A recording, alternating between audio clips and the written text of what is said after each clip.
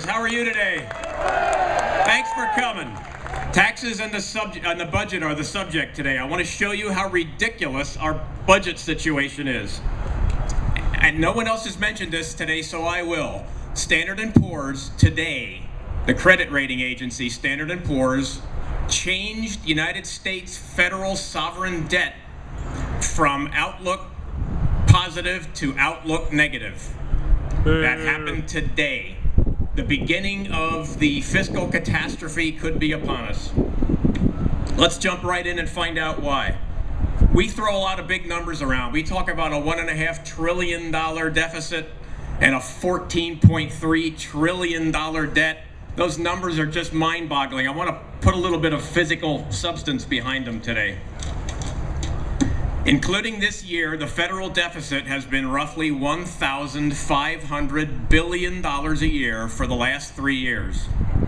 The deficit alone is big enough to buy 330 Nimitz-class aircraft carriers each year. We have 10 Nimitz-class carriers commissioned and in the water right now. Do you see 330 extra ones sitting around anywhere? No. If you laid those aircraft carriers end to end, the 330 of them that is, that the deficit would buy, you could drive on their decks from here to Charlottesville. That's how much extra money the federal government is spending every year. It's insane. The Republican budget plan, the Ryan plan, doesn't balance the budget until the year 2036. The S&P action today on the credit rating makes it plain to anyone who's breathing that that won't work. We don't have till 2036. We're borrowing money so fast, the financial markets can't keep up. So those people in that building over there, the Federal Reserve, have to print up more money in order to make up the difference. By the time the Fed finishes its second round of quantitative easing, they will have printed and loaned to our government $900 billion brand new dollars created from nothing. We are printing money and lending it to ourselves. Just this new money the Fed has printed and loaned to the government would buy 200 Nimitz-class aircraft carriers. Think about that carefully. This is important. They created the money from nothing. And that money would buy 200 aircraft carriers. It's like those people in that building have the ability to print aircraft carriers. If you think that makes no sense at all, you already know more than the people that work in that building. Yeah! Yeah! I think most of you already know what happens when a government starts bailing itself out by printing money.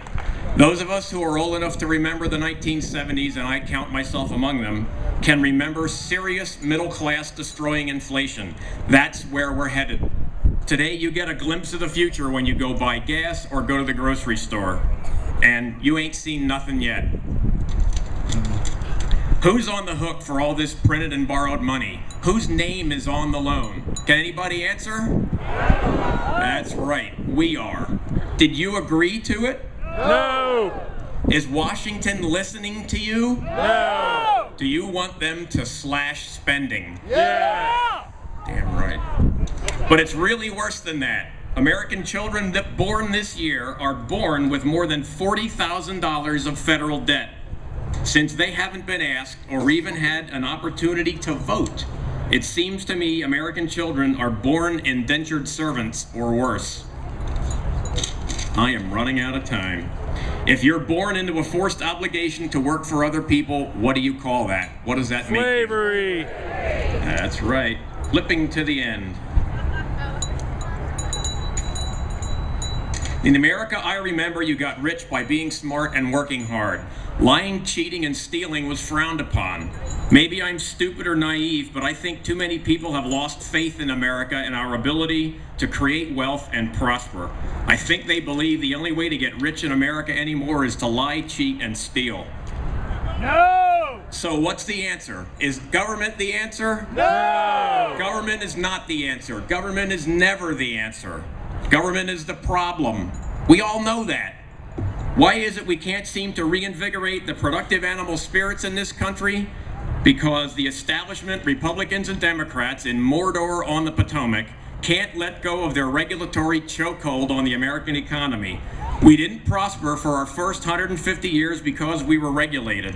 We prospered because we were blessed with productive land and people willing to work hard and innovate for their own futures. 10 seconds. The collective wisdom of America is a spirit of voluntary cooperation for mutual benefit.